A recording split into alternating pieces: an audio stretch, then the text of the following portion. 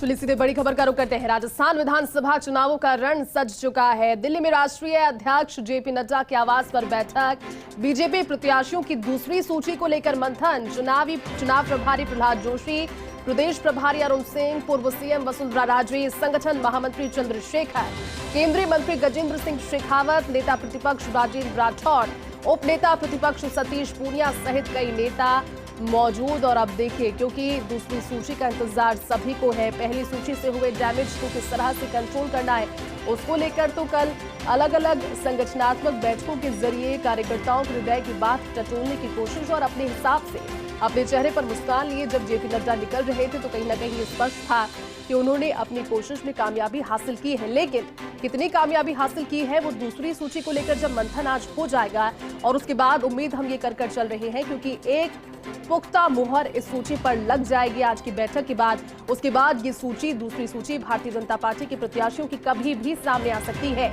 लेकिन बड़ी खबर इसी बीच ये है कि कोर ग्रुप की बैठक के लिए सभी के पहुंचने के लिए जब सिलसिला लगातार जारी है, वो तस्वीरें आपको दिखा रहे हैं। हमारे साथ सहयोगी और दिल्ली न्यूज एडिटर अदिति नागर जुट गए हैं। अदिति, पहली सूची जारी होने के बाद भी जो डैमेज कंट्रोल हुआ उसकी संगठनात्मक बैठकों के जरिए पूर्ति करने की कोशिश तो जेपी नड्डा ने कल की, लेकिन अब कोर ग्रुप की बैठक में सब ये मानकर चल रहे हैं, सभी की निगाह इस बात करके अंतिम मुहर लग जाएगी और फिर कभी भी सूची दूसरी जारी हो जाएगी। क्या जानकारी अदिति अभी? और बिल्कुल, आपको बता दें, सबसे पहले तो आज जयपुर का तमाम जो बड़े नेता हैं, राजस्थान के तमाम बड़े नेता हैं, वो दिल्ली पहुंचे हैं, चाहे वो कांग्रेस के हों चाहे वो भारतीय जनता पार्टी के हों। अभी फिलहाल हम जेपी नड्डा के आवास के बाहर हैं जहां पर कोर ग्रुप की बैठक चल रही है। यहां पर वसुंधरा राजे, गजेंद्र सिंह शेखावत, अर्जुन राम मेघवाल, अरुण सिंह, सीपी जोशी, राजेंद्र राठौड़ से लेकर गृह मंत्री अमित शाह पहुंच चुके हैं। और ये बैठक बहुत महत्वपूर्ण हो जाती है क्योंकि 41 नामों की सूची जारी कर दी गई है। वो सूची बहुत ब्रेव थी, 10 उसमें बागी थे, एक जिसमें सीएम मीणा जो कि आईएएस अफसर थे, उसके अलावा 7 सांसद थे, 6 लोकसभा, 1 राज्यसभा। तो ऐसे तमाम चीजें हुई जिसको लेकर काफी अफरा तफरी का माहौल भी हुआ, अंदरूनी खींचतान भी हुई, जिसको थमते अभी समय लगेगा। काफी डैमेज कंट्रोल की कोशिश की गई है। लेकिन भारतीय जनता पार्टी का रिकॉर्ड देखें तो मध्य प्रदेश में भी ऐसा किया, राजस्थान में भी ऐसा किया, और भारतीय जनता पार्टी, अब वाली Bharatiya Janata party risk take करती है।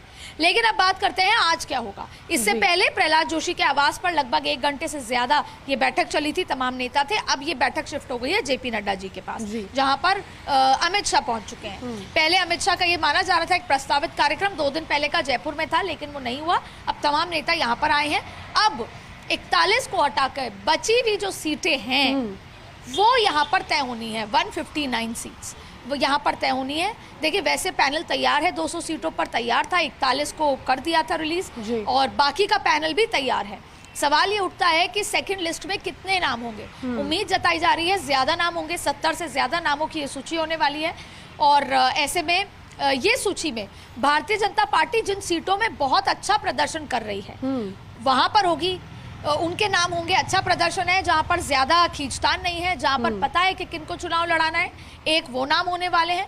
दूसरा, इस बार की सूची में कई नई ज्वाइनिंग हुई है, उनको कहां पर एडजस्ट करना है, फिक्स करना है, उनके नाम भी होंगे। तो ये तमाम सूची होगी और फिर तीसरी सूची में बाकी के नाम होंगे। अब ऐसे में अभी भी इस बात का डर भारतीय जनता पार्टी के कार्यकर्ता, वर्कर, नेता, विधायकों को है कि क्या हमारी टिकट, और कितने लोग हैं जिनकी टिकट कटेगी जी। जो एक्स एमएलएज हैं जो इस बार दावेदारी जता रहे हैं, वो खेमे में भी बटे हुए हैं। तो एक बार फिर इस तरह की खींचतान है और अंदरूनी डर है कि कितने लोगों की और टिकट कट सकती है, कितने पुराने लोगों की टिकट कटेगी। हालांकि भारतीय जनता पार्टी इस बैठक में इस बात पे भी चर्चा करेगी कि अब जिनकी टिकट काट रहे हैं क्या उनको पहले से बातचीत करनी होगी, क्योंकि इस बार जिनकी टिकट कटी उनको नहीं बताया गया था कि आपकी जगह आपको रिप्लेस किया जा रहा है, जिसकी वजह से खींचतान हुई। इसके बाद अरुण सिंह नरपत सिंह राजवी से भी मिलने गए थे, उनको भी माना जा रहा है कुछ ऑफर किया है, लेकिन वो कितना सही है, भारतीय जनता पार्टी एक बार फैसला ले लेती है तो पीछे नहीं हटती। तो तमाम ऐसी बातें देखने को नजर आ रही हैं। बस्सी की सीट पर भी रिव्यू की बात नजर नजर आ रही है। क्या कुछ होता है इस बैठक में पता लगेगा। और आपको बता दें कि करीबन 1:15 बजे का ये समय है, लगभग 2 घंटे लंच से पहले पहले तक ये बैठक चलने वाली है। और क्योंकि अमित शाह जब आ जाते हैं, आपको याद होगा जयपुर में जब वो आए थे तो वो बैठक रात के 3:30 बजे तक चली थी, इसलिए अमित शाह के आने के बाद समय सीमा तय नहीं होती। और अगर देखा जाए कोर ग्रुप की आखिरी बैठकों में से एक बैठक होगी, क्योंकि अब ज्यादा समय नहीं है और ऐसे में बहुत सारे चुनाव प्रचार तीनों राज्यों में करना है, तमाम चीजें हैं। तो अब ये देखना होगा कि आज ही क्या 200 सीटों को लॉक कर दिया जाएगा या संभवतः कुछ सीटों को छोड़ दिया जाएगा। अब ये समय सीमा पर डिपेंड करता है। और अब शाम को 5 बजे, कुछ ही देर बाद, लगभग 2 घंटे के अंदर अंदर मुख्यमंत्री अशोक गहलोत भी जयपुर से रवाना होकर दिल्ली पहुंच जाएंगे। और इसी इलाके में 15 GRG पर, जो कि उनका वॉर रूम है, वहां पर स्क्रीनिंग कमेटी की बैठक होगी। पिछली बार भी वो स्क्रीनिंग कमेटी की बैठक 4 घंटे चली थी, 1-to-1 भी सचिवों से पूछा गया था। लेकिन आज की स्क्रीनिंग कमेटी थोड़ी ज्यादा ड्रामेटिक होने वाली है। क्यों? पिछली बार की स्क्रीनिंग कमेटी, मैं कांग्रेस का जिक्र कर रही हूँ, पिछली बार की स्क्रीनिंग कमेटी में हुआ ये था कि उन नामों पे चर्चा थी जो आम सहमति वाले नाम थे, जिन पे खींचता नहीं थी। लेकिन आज की स्क्रीनिंग कमेटी में जिन नामों पे चर्चा होगी उसमें सबके राय होंगे, मशवरे होंगे, उस पर टिकट कटने की भी बात होगी। हालांकि फर्स्ट इंडिया पहले ही बता चुका है कि जो सोचा गया था कि 50% टिकटें कटेंगी, ऐसा नहीं है। लगभग 10 से 15%, 12% के बीच में टिकटें कटेंगी विधायकों की। और 41 जो बीजेपी के नाम आने के बाद कई जो विधायक हैं वो भी टेंशन में है कांग्रेस के। जैसे वाजिब अली की बात करें तो वो अपनी सीट बदलना चाहते हैं, वो नगर से कामा में आना चाहते हैं। वहीं अगर हम बात करें संदीप यादव की, वो तिजारा से सीट बदल के दीपचंद खेरिया की सीट यानी कि किशनगढ़ बास में लड़ना चाहते हैं। कई ऐसे विधायक हैं जो दिल्ली घूम रहे हैं क्योंकि उनको लग रहा है कि किस तरीके से मैनेज किया जाए। तो बहुत सारी चीजें यहाँ पर हो रही हैं। आज की कांग्रेस की स्क्रीनिंग कमेटी भी महत्वपूर्ण है और अभी जो जेपी नड्डा के आवास पे जो बैठक चल रही है वो भी राजस्थान के लिए बेहद महत्वपूर्ण है, क्योंकि राजस्थान का चुनाव चेहरों का चुनाव है। कौन सी पार्टी कैसे चेहरे उतारती है और फिर बगावत को कैसे कंट्रोल कर पाती है, और तीसरा किस तरीके से चुनाव प्रचार में पुरजोर तरीके से उतरती है। ये 3 फैक्टर्स हैं जो पूरे चुनाव को, या फिर कह सकते हैं पूरे चुनाव के ऊंट को किस करवट बैठाएंगे। ये 3 फैक्टर्स दोनों ही पार्टियों के लिए कॉमन है। पहले कितने अच्छे चेहरे उतारे जाए, जिताऊ उम्मीदवारी, दूसरा टिकट कटती है तो बगावत को कैसे रोका जाए, और तीसरा कैसे चुनाव प्रचार को पूरा टेक ओवर। और दिल्ली में राष्ट्रीय अध्यक्ष जेपी नड्डा के आवास पर बैठक चल रही है। बीजेपी प्रत्याशियों की दूसरी सूची को लेकर मंथन चल रहा है। इस दौरान चुनाव प्रभारी प्रहलाद जोशी, प्रदेश प्रभारी अरुण सिंह, पूर्व मुख्यमंत्री और राष्ट्रीय उपाध्यक्ष वसुंधरा राजे, संगठन महामंत्री चंद्रशेखर, केंद्रीय मंत्री गजेंद्र सिंह शेखावत, नेता प्रतिपक्ष राजेंद्र राठौड़, उपनेता प्रतिपक्ष सतीश पूनिया और बीजेपी अध्यक्ष सीपी जोशी और अन्य नेता मौजूद हैं। इस वक्त की बड़ी खबर, मुमकिन है कि दूसरी सूची भी बीजेपी की जल्द जारी हो सकती है। मंथन चल रहा है और इस बैठक के बाद सीईसी की बैठक होगी और उसके अंदर फिर फाइनल मोहर लग सकती है। बीजेपी लगातार प्रत्याशियों को लेकर मंथन करती हुई, क्योंकि 41 नामों की जो पहली सूची आई उसके बाद काफी हद तक बगावत देखने को मिली और उन सीटों पर भी बगावत देखने को मिली जहां बीजेपी ने अपने दिग्गज नेताओं को उतारा। मसलन तिजारा के अंदर मामन सिंह अलग से दावेदारी कर रहे हैं। इसी तरीके से झोटवाड़ा विद्याधर नगर में अभी तक विवाद थमा नहीं है। किशनगढ़ में विवाद नहीं थमा है। सवाई माधोपुर के अंदर, देवली उंडियारा के अंदर लगातार विरोध प्रदर्शन होते रहे। ऐसे में जो अब सूची आनी है उस पर सभी की नजरें टिकी रहेंगी। हालांकि सवाल यह भी हो सकता है कि क्या यह सूची इस बार मेवाड़ और मारवाड़ आधारित हो सकती है, क्योंकि जेपी नड्डा कल मेवाड़ का भी दौरा करके गए हैं और सभी नेताओं से मिलकर गए हैं, 2 टूक समझा कर गए हैं कि भाई किसी एक को ही टिकट मिलेगा। इसका मतलब ये बिल्कुल नहीं है कि बाकी पार्टी से अलग हो जाएं, बाकी पार्टी के खिलाफ आवाज बुलंद कर दें, क्योंकि पार्टी से नेता है, नेता से पार्टी नहीं। ये स्पष्ट संदेश कल जेपी नड्डा देकर गए। ऐसे में सवाल यह भी हो सकता है कि दूसरी सूची मेवाड़ और मारवाड़ आधारित हो सकती है, क्योंकि वहां के नेताओं से मिलकर गए और आज बैठक है। बैठक के बाद सीईसी की बैठक होगी, प्रधानमंत्री मोदी होंगे, अमित शाह होंगे, बाकी नेता होंगे, वो सूची को फाइनल करेंगे और उसके बाद बीजेपी की दूसरी सूची आ सकती है। इस वक्त की बड़ी खबर, चुनाव प्रभारी प्रहलाद जोशी, प्रदेश प्रभारी अरुण सिंह, संगठन महामंत्री चंद्रशेखर, केंद्रीय मंत्री गजेंद्र सिंह शेखावत, नेता प्रतिपक्ष राजेंद्र राठौड़, उपनेता प्रतिपक्ष सतीश पूनिया, इससे इतर बाकी नेता भी मौजूद हैं।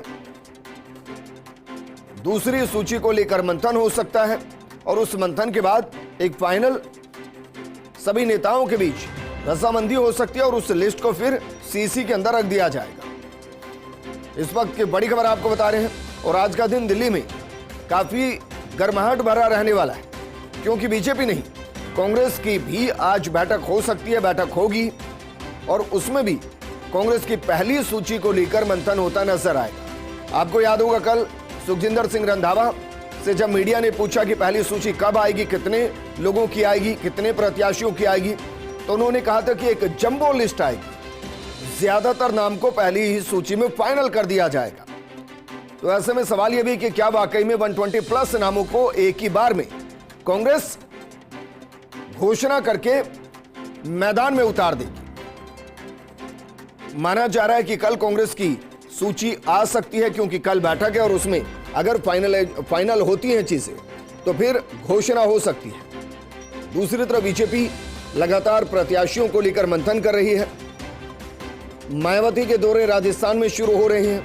आम आदमी पार्टी भी डिक्लेयर कर सकती है। दिल्ली से हमारी सहयोगी और दिल्ली न्यूज एडिटर अदिति नागर जुड़ गई हैं। अदिति, मानकर चलें कि कम से कम जो राजस्थान के नेता हैं उनमें रजामंदी हो जाएगी और उसके बाद केंद्रीय स्तर पर उस लिस्ट को रख दिया जाएगा। और अगर मैं ये कहूं कि इसमें मेवाड़ और मारवाड़ फोकस होगा, क्योंकि जेपी नड्डा दोनों जगह कल पाठ पढ़ाकर गए हैं, तो क्या ये मुमकिन है?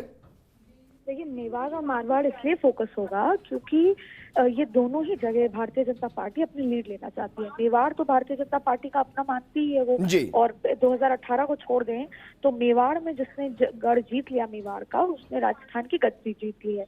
फिर मारवाड़ इसलिए जरूरी है क्योंकि वहां से मुख्यमंत्री अशोक गहलोत का गढ़ है और फिर भारतीय जनता पार्टी के जल शक्ति मंत्री का गढ़ है, तो वहां पर जाट बाहुल इलाका भी है। तो इसलिए आपने जद्दोजहद देखी होगी कि किस तरीके से वहां पर जातीय समीकरण बिठाए जा रहे हैं। लेकिन आज की बैठक को अगर थोड़ा और बेहतर तरीके से समझे, और इसमें जब देश गृह मंत्री अमित शाह, चाणक्य अमित शाह पहुंच चुके हैं, तो ये ज्यादा सीरियस बैठक होती है। और ऐसे में ये बैठक इसलिए विजेंद्र महत्वपूर्ण है क्योंकि ये जो बची हुई 159 सीट्स है, आज इस पर पूरा रिव्यू किया जाएगा।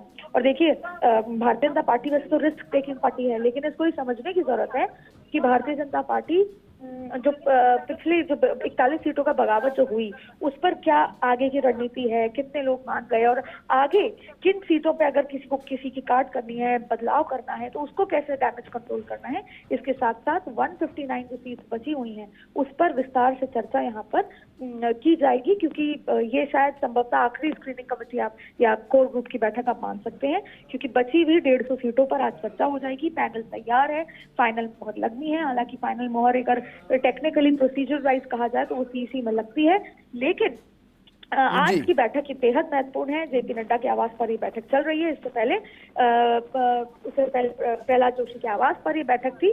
तो आज भी काफी कुछ इस बैठक में प्रत्याशियों के नाम के चयन को लेकर फाइनल होता नजर आ रहा है। अदिति, मानकर चले एक बार में ही पूरी जंबो लिस्ट 151 प्रत्याशियों की उतार दी जाएगी या एक और फेज रहेगा? देखिए, संभवतः 2 लिस्ट आएंगी। एक 70 नामों की लिस्ट आएगी पहले, जो नॉर्मल लिस्ट होगी, जिसमें बीजेपी के जो दबाव वाले इलाके हैं जहां पर बीजेपी का बहुत ज्यादा पावर है, दिखता है, वो इन इलाकों पे सीटें आएंगी जिसमें ज्यादा खींचता नहीं होगी। और दूसरी वो सीटें आ सकती हैं जहां पर बाहर से लाए हुए लोगों को ज्वाइन कराया जा रहा है। आज भी 2 बड़ी ज्वाइनिंग हुई है, तो ऐसे में वो लिस्ट आएगी। और फिर जो सबसे ज्यादा खींचतान वाले हैं वो सबसे आखिरी और छोटी लिस्ट मानी जा रही है। लेकिन अभी तक सीईसी का समय तय नहीं हुआ है। ऐसे में सीईसी 19-20 के आसपास होगी, यानी कि 21-22 तक की लिस्ट जारी की जाएगी, क्योंकि इस बार बीजेपी भले ही तैयारी कर ले, लेकिन कांग्रेस की पहली सूची का इंतजार जरूर करेगी। जैसे कांग्रेस ने पहली सूची, भारतीय जनता पार्टी की जब पहली सूची आई उसके बाद 41 में से कई ऐसे विधायक हैं जो अब दिल्ली के चक्कर लगा रहे हैं, क्योंकि या तो वो सीट बदलना चाहते हैं या वो रणनीति बदलना चाहते हैं। और कई ऐसे मंत्री भी हैं जिनकी टिकट कट रही है और जिनकी जिनमें बदलाव होना है। अब ऐसे में विजेंद्र, एक सबसे बड़ी बात है आज की जो शाम को 5 बजे कांग्रेस की स्क्रीनिंग कमेटी भी है, वो भी बेहद महत्वपूर्ण है विजेंद्र, क्योंकि जहां हम लगातार कह रहे थे कि 50 से 60 टिकटें कटनी चाहिए, वहां पर ये बात साफ हो गई है कि अब 10 से 15% से ज्यादा टिकटें नहीं कट रही, और वजह उसकी ये है अंदरूनी खींचतान, विकल्प ना होना, और सबसे बड़ी बात है मंडल पे, ब्लॉक पे तमाम जो ये ग्रास रूट वर्कर्स हैं वो विधायकों की ही है। इसके अलावा जो चुनाव हुए वो भी विधायकों के पूछ परामर्श से हुए। ऐसे में अब अगर विधायक बदलेंगे तो अंदरूनी खींचतान होगी, और इसके अलावा विकल्प नहीं है, संगठन में विकल्प पैदा नहीं किए गए। अब इसको या तो ये कहें कि संगठन में कोई नए लोग खड़े नहीं किए, या इसको इस तरीके से समझे कि विधायकों ने किसी और को आगे नहीं आने दिया, या तीसरी वजह ये कि अब शायद कहीं ना कहीं एस्पिरेंट भी जमीन पर 5 साल मेहनत नहीं करते नजर आ रहे, नहीं करना चाहते। तो ये तमाम चीजें हैं जिनकी वजह से, ये तमाम वो रीजन। दीदी, अब ये कह रहे हैं कि जो कहा जा रहा था कि 40 से 50 सिटिंग विधायकों के टिकट खतरे में हैं, अब वो खतरे में इसलिए नहीं है क्योंकि वहां कांग्रेस को दूसरा मजबूत प्रत्याशी मिल ही नहीं रहा। देखिए, सबसे बड़ी बात यही है कि कांग्रेस का जो सबसे बड़ी प्रॉब्लम है वो विकल्प है। विकल्प नहीं होना ही सबसे बड़ी वजह है कि प्रत्याशी नहीं बदला जा रहा, जो कैंडिडेट सिटिंग एमएलए। अब इसको समझें, जब मल्लिकार्जुन खड़गे के आवास पर पहली बैठक हुई, जिसमें बहुत लंबे समय बाद अशोक गहलोत और सचिन पायलट की वो तस्वीर साझा हुई थी, उसमें भी ये तय किया गया कि हमें मजबूती से जमीन पर उतरना है, इस बार परंपरा को तोड़ना है, राज नहीं बदलना है, राज को स्थायी रखना है, दोबारा अशोक गहलोत की सरकार लानी है या दोबारा कांग्रेस की सरकार लानी है। उसके लिए एक ही विकल्प है कि आप मजबूत प्रत्याशी उतारें, जिताऊ उम्मीदवार को उतारें। वो तब से तय था। उसके बाद सर्वे में भी यही आया, जो सर्वे सुनील कोलुगोलू का हुआ। उसके अलावा भी मेजर परसेप्शन यही था कि चुनाव में सिटिंग एमएलए जिनकी एंटी इनकम्बेंसी है उनको उतारना पड़ेगा, तभी सरकार जीत सकती है। लेकिन अब धीरे धीरे अब इस मोड पर आकर, जहाँ पर केवल 32 दिन बचे हैं, वहां पर आकर ये पता लग रहा है कि अब टिकट नहीं काट सकते। ठीक है, अदिति, आप हमारे साथ